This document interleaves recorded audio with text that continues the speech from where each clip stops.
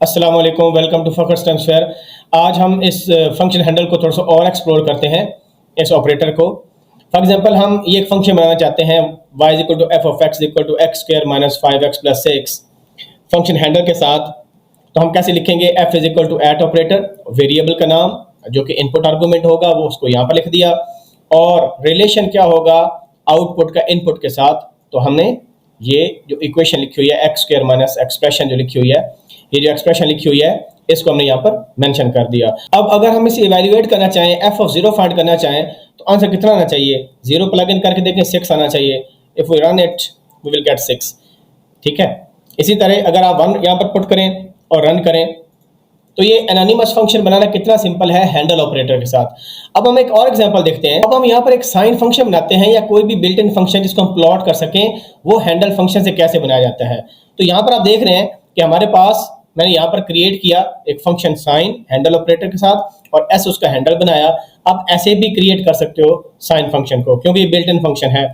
यहाँ पर हम क्या कर रहे हैं, हम साइन की वैल्यू यानी एस ऑफ, अब आपके पास ये साइन ऑफ एक्स की जगह एस ऑफ एक्स बन गया, तो हम वैल्यू डाल देंगे π/2। हमें पता है π/2 पर साइन की वैल्यू 1 होती है, और ये फिगर 1 लिखा ताकि इसको प्लॉट करने के लिए हमारे पास एक पॉपअप विंडो ओपन हो जाए जिसमें फिगर नजर आए। और यहाँ पर एफ प्लॉट कमांड यूज होती है किसी भी कंटिन्यूस फंक्शन को प्लॉट करने के लिए। अगर आप हैंडल का फंक्शन यूज करते हो, फंक्शन हैंडल यूज करते हो, हैंडल ऑपरेटर यूज करते हो, या आप सिंबॉलिक टूल बॉक्स यूज करते हो, उसका भी अभी करके बताता हूँ कि किस तरह एक सिंबल क्रिएट करके आप कंटिन्यूस फंक्शन बनाते हो और उसको प्लॉट कर सकते हो।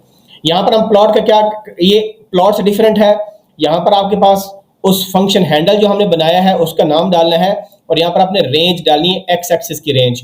ठीक है, तो यहाँ पर आपने रेंज डालनी है कि एक्स एक्सिस की क्या वैल्यू डालेंगे कि जिस पर ग्राफ आएगा। अब लेट्स सपोज हम इसको रन करते हैं, रन सेक्शन। तो आप देख रहे हो कि एक तो हमारे पास साइन की वैल्यू 1 आई क्योंकि π/2 पर 1 होता है, और दूसरा ये रेडियन में वैल्यू लेता है आपके पास। दूसरा अब आपके पास जो ग्राफ नजर आ रहा है, तो ये आपके पास साइन का ग्राफ है। इसको हम लेबल भी कर सकते हैं, बोल्ड भी कर सकते हैं, वो किसी और वीडियो में आपको बता दूंगा कि प्लॉटिंग में हम क्या क्या ऑप्शन हमारे पास होती हैं। तो अगर लेट्स सपोज इसी को मैं देखें, साइन 0 है और यहाँ पर देखें 0 पर 0 आपको वैल्यू मिल रही है। ये देखो तकरीबन x की वैल्यू आपके पास 0 पर 0 है, और जो x π/2, ये देखें यहाँ पर जब आप ले जाते हो तो आपके पास ऑलमोस्ट y एक्सिस की वैल्यू 1 होती है, क्योंकि पाई की वैल्यू कितनी होती है 3 पॉइंट समथिंग, और π/2 अगर आप करेंगे तो तकरीबन उसका हाफ बनता है। तो ये आपके पास मैक्सिमम वैल्यू आ रही है। लेट्स सपोज इसको हम चेंज करते हैं, इसको हम प्लॉट करते हैं जी 0 से 2π तक, ताकि उसको फुल देखने के लिए हमारे पास यहाँ पर 2 मल्टीप्लाई बाय पाई कर देंगे।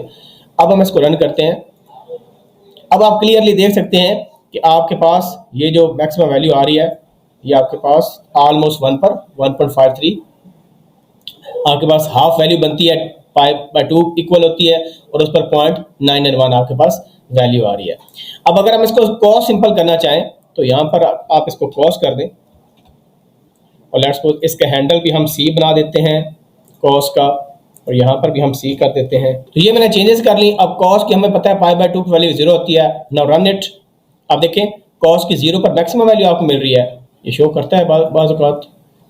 तो अच्छा, उसके बाद अब ये वैल्यू ऑलमोस्ट 0 शो कर रहा है आपको, क्योंकि रेडियन में वैल्यू होती है। अब बड़ा यहाँ पर इंपॉर्टेंट फीचर हम डिस्कस करने लगे हैं फंक्शन हैंडल का, वो ये है कि लेट्स सपोज हमारे पास ये फंक्शन, अभी हमने ये देखा है ये 2 नंबरों को ऐड कर रहा है। हम एक फंक्शन पहले बनाते हैं, इंपॉर्टेंट फीचर देखते हैं कि इसमें हमारा जो एक फंक्शन है वो दूसरे फंक्शन को एज एन इनपुट आर्गूमेंट भी जा सकता है।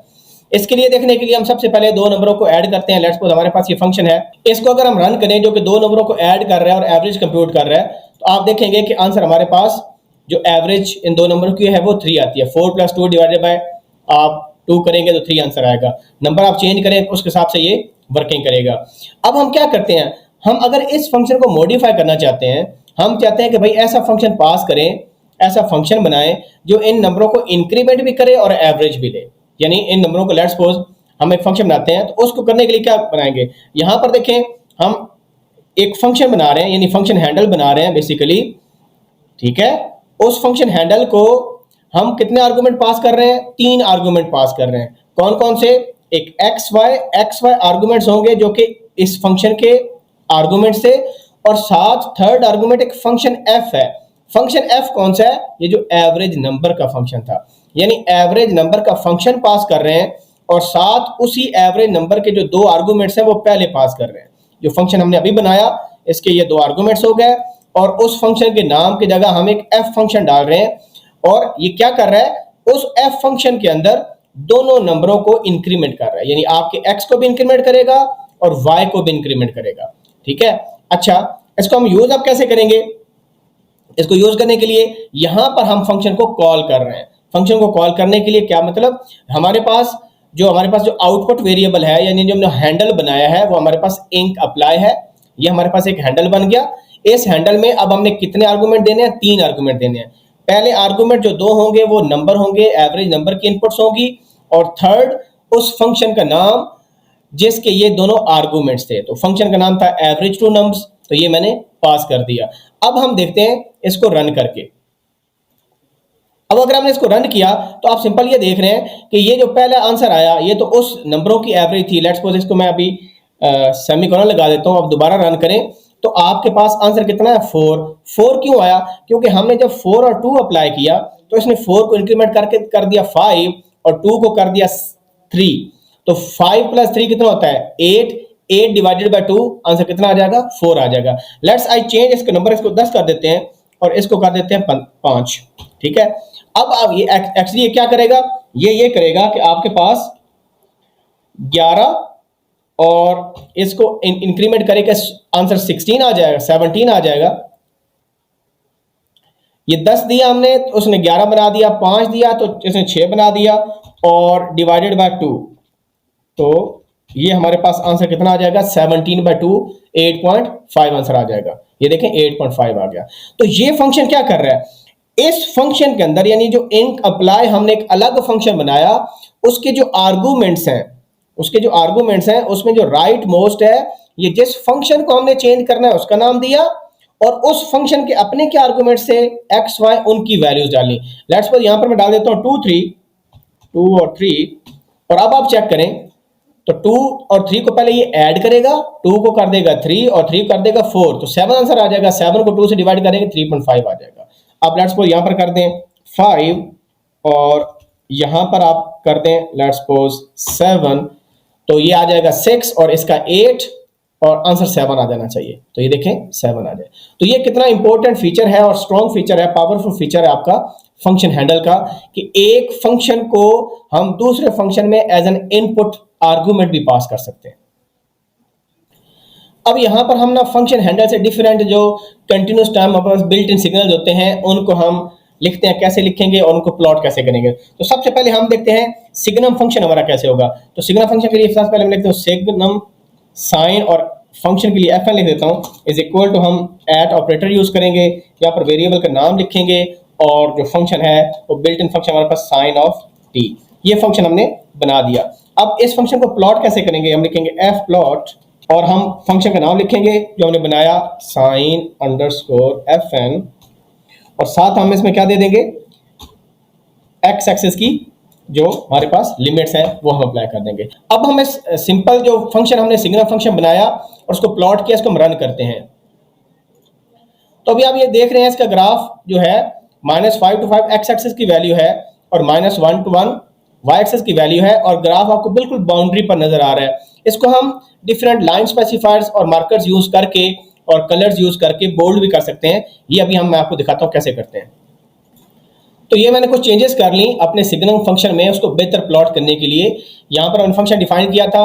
अब यहाँ पर एक line width built in command होती है, और उसकी विड्थ आप कितनी इंक्रीज करना चाहते हो ये वो नंबर होता है जिसे विड्थ इंक्रीज कर सकते हैं हम। और यहाँ पर ग्रिड ऑन या ग्रिड सिंपल लिखें तो आपके पास रोज और कॉलम के फॉर्म में ग्रिड बन जाएगी। हमने लेबल्स भी दे दिए कि लेट्स सपोज हमारे पास यहाँ पर, अब यहाँ पर हमने अपने सिग्नल फंक्शन को थोड़ा सा मॉडिफाई कर लिया, उसमें डिफरेंट मार्कर्स यूज कर लिए, उसके प्लॉट को बेहतर कर लिया। तो चेंजेस कहाँ पर की? यहाँ पर हमने लाइन विड्थ की बिल्ट इन कमांड यूज की जो कि आपकी लाइन कितनी बोल्ड होगी उसको सेट करने के लिए यहाँ पर पैरामीटर विड्थ का है, इसको चेंज करेंगे तो ज़्यादा लाइन बोल्ड होगी।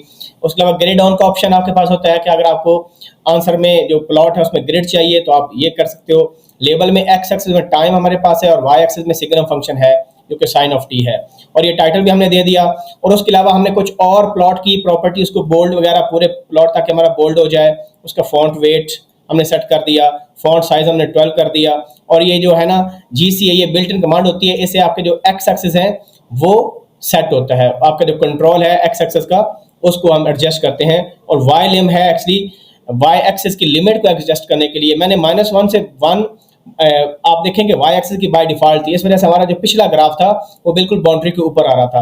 अब हम दोबारा इसको रन करेंगे and you will feel the difference. तो यहाँ पर आप ये नोट करें कि आपके पास ये जो GCA कमांड लिखी है ना, अगर इसको लिखने की वजह से आपका ये जो वाई एक्सिस में जो टेक्स्ट बने हुए हैं ये ऑटोमेटिकली बोल्ड हो गए, और आपके जो एक्स एक्सिस में जो देखिए आपके पास जो वैल्यू लिखी हुई है, और यहाँ पर जब हमने 12 सेट किया था, यानी ये हमने जो लाइन विड्थ को हमने 2 सेट किया, तो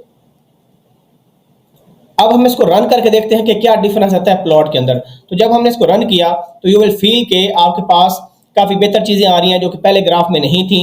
इसमें आपकी जो लाइन बोल्ड हुई है ये किस वजह से बोल्ड हुई है, क्योंकि हमने लाइन विड्थ को 2 लिया हुआ है। अगर इसको 1 ले लेंगे तो ये नॉर्मल विड्थ पर आ जाएगी। उसके साथ आप यहाँ पर एक और चीज़ देख रहे हो कि हमारे पास एक ग्रिड आ गई है, आपको रोज और कॉलम नजर आ रहे हैं, इसमें थोड़े हैं डिपेंडिंग की वैल्यूज, क्योंकि यहाँ पर वैल्यू सेंटर में एक ही है, इस वजह से एक ग्रिड बनी। ज्यादा वैल्यूज होंगी तो ज्यादा ग्रिड बनेगी। क्यों? क्योंकि सिग्नम फंक्शन में 2 ही वैल्यूज होती हैं, या -1 होती है या +1 होती है।